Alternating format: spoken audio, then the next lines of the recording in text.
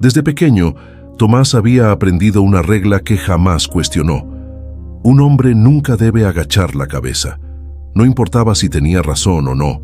Lo importante era no quedar por debajo de nadie. Su padre siempre se lo repetía mientras lo miraba con esos ojos duros que no conocían el perdón. Con los años, Tomás creció repitiendo aquella frase como si fuese una ley sagrada. El orgullo se convirtió en su armadura, su escudo, y sin saberlo, su prisión. Y aunque por fuera parecía fuerte, por dentro acumulaba heridas que nunca sanaban. Pero hubo un momento, uno en el que su vida entera empezó a cambiar sin que él lo notara. Todo comenzó una mañana fría, cuando Tomás regresaba del trabajo con el cansancio pegado a la espalda. Caminaba rápido por las calles, ignorando los saludos, esquivando a las personas como si fueran obstáculos. Él no tenía tiempo para nadie. No debía mostrar debilidad, no podía quedarse atrás. Esa mañana encontró frente a su casa un pequeño papel pegado en la puerta. Un aviso, escrito de manera simple. Reunión urgente en la escuela de su hijo. Favor asistir. Su hijo Emiliano, un niño de 12 años, inteligente, curioso, siempre dispuesto a mostrarle un dibujo, una idea nueva, un sueño que quería perseguir. Pero Tomás casi nunca encontraba tiempo para escucharlo. Entró a la casa dejando el papel sobre la mesa sin siquiera leerlo 2 veces. Otra vez la escuela con sus tonterías, murmuró. No sabía que ese aviso iba a ser la primera grieta en su armadura. Esa tarde llegó a la reunión sin ganas, con los brazos cruzados, con esa postura de «yo sé lo que hago». La profesora lo esperaba con expresión seria. A su lado, Emiliano miraba el piso. «Señor Tomás», comenzó ella, «su hijo se ha metido en problemas». «¿Problemas?», respondió él sin emoción. «Dígame algo nuevo». La profesora respiró hondo. Hizo una broma pesada a otro estudiante, pero no lo niega. Dice que nadie lo humilla y sale sin respuesta. Tomás frunció el ceño. La frase era la misma que él repetía desde que Emiliano podía hablar. El niño la había absorbido como si fuese una ley del mundo. La profesora continuó. El otro niño terminó llorando. Emiliano dice que usted le enseñó que quien se deja pisar pierde su valor. La sala se volvió fría. Tomás sintió por un instante un pinchazo en el pecho. Observó a su hijo, su propio reflejo, pero más pequeño, más vulnerable, copiando un orgullo que ni entendía. ¿Es verdad eso, Emiliano?, preguntó con voz tensa. El niño no levantó la cabeza, pero asintió. Tú siempre dices que un hombre no se deja, que si alguien te habla mal, tienes que responder más fuerte. Silencio. Un silencio que pesaba más que cualquier regaño. La profesora añadió, «Señor Tomás, tal vez sea momento de revisar lo que su hijo está aprendiendo. Los niños no repiten lo que les decimos, repiten lo que somos». La frase le atravesó como un cuchillo. Tomás apretó la mandíbula. No iba a dejar que una maestra lo corrigiera. Él sabía cómo criar a su hijo. ¿O no? Salió de la escuela sin despedirse. Emiliano caminaba detrás despacio, como si llevara un peso muy grande para su edad. Al llegar a casa, el niño intentó acercarse. «Papá, yo...» «No empieces», interrumpió Tomás, levantando una mano. «No quiero hablar ahora». Emiliano bajó la mirada. Ese simple gesto, esa frase cortante, sería el comienzo de un abismo entre ellos. Los días siguientes, Tomás notó algo distinto en su hijo. No le mostraba sus dibujos, no corría hacia él cuando llegaba del trabajo, no le pedía ayuda ni opiniones. Parecía ausente, como si hubiese desconectado algo dentro de sí. Una noche, Tomás lo encontró llorando en silencio, escondido detrás de la puerta de su habitación. «¿Qué te pasa ahora?», preguntó, más irritado que preocupado. Emiliano lo miró con ojos rojos, llenos de una tristeza que él no entendía. «Nada, papá», respondió. «¿Te hicieron algo en la escuela?». «No». «¿Entonces qué?». El niño respiró hondo. «Es que siento que todo lo hago mal». «¿Por qué dices eso?». «Porque nunca estás orgulloso de mí». Tomás se congeló. Por un instante, su corazón dio un vuelco. Quiso acercarse, decir algo, cualquier cosa. Pero su boca no se abrió. El orgullo, su eterno orgullo, no lo dejaba hablar, y el silencio volvió a caer entre ellos como una muralla. Esa noche Tomás no pudo dormir. Había pasado la vida entera intentando no quedar por debajo de nadie, defendiendo un orgullo que creía sagrado. Y sin darse cuenta, había aplastado el corazón de la única persona que de verdad importaba. Pero aún no imaginaba que la vida estaba a punto de ponerlo contra la pared. Y para salvar a su hijo, tendría que hacer lo que más temía, vender su propio orgullo. Los días pasaron con una pesadez que Tomás no lograba sacudirse. La imagen de su hijo llorando lo perseguía incluso cuando intentaba concentrarse en su trabajo. Emiliano ya no buscaba su atención, no pedía nada, no reclamaba nada, simplemente se había apagado. Y aunque Tomás lo veía, no sabía cómo romper el silencio que él mismo había construido. El orgullo le pesaba más que nunca, pero aún así se aferraba a él como un náufrago a una tabla rota. Una tarde, mientras caminaba de regreso a casa, escuchó su nombre desde el otro lado de la calle. «Tomás, Tomás, espera». Era Ernesto, el padre del niño que había sido víctima de la broma de Emiliano. Un hombre robusto, de voz grave y temperamento fuerte, pero algo en su rostro no parecía enojo, sino preocupación. Tomás asumió lo peor. «Si vienes a reclamar por lo de la escuela, te aviso que yo educo a mi hijo como quiero», respondió con dureza. «No vine por eso», dijo Ernesto levantando las manos. «Vine porque creo que tu hijo necesita ayuda». Tomás sintió un pinchazo en la garganta. «¿Qué quieres decir? Ayer lo vi solo detrás de la escuela. Se veía triste, muy triste». «Mi hijo está bien», respondió Tomás sin pensar. «Con todo respeto, no lo parece». El silencio cayó de golpe. No había discusión que ganar, no había argumento que levantar. Era simplemente la verdad cruda y al frente. «Sé que no es asunto mío», continuó Ernesto, «pero a veces los niños llevan cargas que no deberían. Yo lo sé porque mi padre era igual que tú. Y créeme, uno termina pagando un precio muy alto». Tomás apretó los dientes. «No necesito tus lecciones». «Tal vez no», respondió Ernesto, «pero tu hijo sí necesita que lo escuches». Y se fue.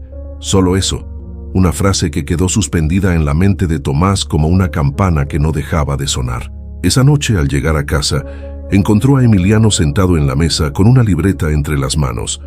Cuando él entró, el niño escondió el cuaderno como si fuera un secreto prohibido. «¿Qué es eso?», preguntó Tomás intentando sonar casual. «Nada, cosas de la escuela», respondió Emiliano sin mirarlo. Pero Tomás ya no podía ignorar lo que veía. Ese distanciamiento, ese silencio era distinto a cualquier otra etapa. No era rebeldía, no era enfado, era miedo, miedo a decepcionarlo, miedo a no ser suficiente. «Emiliano», dijo Tomás con voz más suave de lo normal, «déjame ver lo que escribes». «Prefiero que no». Tomás dudó. Antes hubiera exigido ver el cuaderno, levantando la voz y usando la autoridad como arma. Pero esta vez, algo en su interior lo detuvo. «Está bien», dijo finalmente, «no tienes que enseñármelo». El niño levantó la mirada sorprendido. Era la primera vez que su padre no reaccionaba con dureza. Pero antes de que pudiera decir algo más, el cuaderno resbaló de sus manos y cayó al suelo, abriéndose justo en una de sus páginas. Tomás vio algo escrito, pero no eran tareas escolares. Era una carta. «Ojalá algún día seas orgulloso de mí». La frase estaba subrayada. Abajo había tachones, intentos de reescribir, dudas marcadas con presión. Había otra línea. «No sé cómo hacerte feliz». Tomás sintió un golpe en el pecho. Una mezcla de culpabilidad, vergüenza y tristeza se apoderó de él. Jamás imaginó que su hijo llevara ese peso. Un peso que él mismo había puesto sobre sus hombros. Yo no sabía que te sentías así, hijo», dijo con voz ronca. Emiliano tragó saliva, temblando ligeramente. «Es que tú siempre quieres que sea fuerte y que no me deje, pero siento que nada de lo que hago está bien». El corazón de Tomás se desmoronó por dentro. Vio a su hijo temblando frente a él, intentando ser fuerte, como él quería, sin entender que la verdadera fuerza nunca había estado en levantar la voz, sino en abrir el alma. Intentó acercarse, pero algo volvió a detenerlo. No era orgullo esta vez, era miedo a no saber cómo reparar aquello. Pero la vida no iba a darle mucho tiempo para pensar. La mañana siguiente, una llamada de la escuela lo sacudió como un terremoto. «Señor Tomás», dijo la directora, «su hijo se desmayó en clases. Necesitamos que venga de inmediato». Tomás sintió cómo le fallaban las piernas. Corrió a la escuela con el corazón en la garganta. Al llegar, vio a Emiliano recostado en una camilla, pálido, respirando rápido. Los profesores explicaron que llevaba días comiendo poco y durmiendo apenas. «Creemos que es estrés emocional», dijo la directora. «¿Estrés? Pero es solo un niño», exclamó Tomás. «Sí, un niño que ha estado intentando no fallarle a alguien», respondió ella, «y ese esfuerzo lo está rompiendo por dentro». Tomás sintió un nudo en el estómago. Ese alguien era él, solo él. Mientras llevaba a su hijo de regreso a casa, lo vio dormido en el asiento del auto, pequeño, frágil, con las manos aún sucias de tinta por escribir aquellas cartas que nunca pensó mostrar. Fue entonces cuando se dio cuenta de algo. Su orgullo había sido siempre un muro, no una protección. Un muro que había puesto entre él y su propio hijo, pero no sabía cómo derrumbarlo. No sabía cómo acercarse sin parecer débil. No sabía cómo pedir perdón, porque nunca había pedido perdón en su vida. Sin embargo, la vida le tenía preparada una prueba aún mayor, una prueba que lo obligaría a elegir entre mantener su orgullo intacto o salvar a su hijo del daño que ya comenzaba a marcarlo para siempre. Y sería ahí, justo ahí, donde Tomás tendría que hacer lo impensable: vender su orgullo por primera vez. El tiempo siguió su marcha implacable, indiferente al dolor de quienes intentaban recomponer sus vidas. Don Esteban, a pesar de su cansancio, seguía levantándose cada mañana antes del amanecer. No porque tuviera fuerzas, sino porque no sabía hacer otra cosa que trabajar. El orgullo, ese que había vendido para salvar a su hijo, todavía ardía como una herida que no terminaba de sanar. En el pueblo, la gente seguía murmurando a sus espaldas. Algunos lo señalaban como un hombre que se había rebajado, otros como alguien que no supo mantener su lugar. Pero pocos entendían la magnitud del sacrificio que había hecho y la carga silenciosa que ahora llevaba. La carga más grande, sin embargo, no provenía de los demás. Venía de Daniel. El muchacho, aunque sano, caminaba cada día como si aún estuviera enfermo. Había recuperado su cuerpo, pero había perdido la brújula del alma. Nada lo motivaba, nada le importaba. Todo le parecía pequeño, insuficiente o indigno. Y cada vez que miraba a su padre, sentía un peso que no sabía cómo manejar. Una tarde, mientras Esteban remendaba una vieja herramienta, Daniel se acercó con pasos inseguros. «Papá», dijo sin saber cómo continuar. «Dime, hijo, ¿por qué lo hiciste? ¿Por qué vendiste algo tan tuyo? Podrías haberme dejado. Podría haber...» No terminó la frase. La garganta se le cerró. Esteban levantó la mirada. Sus ojos, cansados pero firmes, se encontraron con los de su hijo, que temblaban. «Porque eres mi sangre», respondió, sin dramatismos. «Porque un padre hace lo que tenga que hacer para que su hijo viva». Daniel bajó la cabeza. «¿Aunque eso te rompa por dentro? Aunque eso me destruya del todo». El muchacho sintió que algo se resquebrajaba dentro de él. Nunca había entendido el sacrificio, hasta que lo escuchó de boca de quien lo había dado todo sin pedir nada a cambio. En ese momento, Daniel vio a su padre no como un hombre pobre, sino como un gigante derrotado por amor. «Papá, yo no soy digno de lo que hiciste». Esteban dejó la herramienta a un lado y se acercó a él. «No busco que seas digno de mí. Busco que seas digno de ti mismo. Yo ya tomé mi decisión. Ahora te toca a ti tomar la tuya».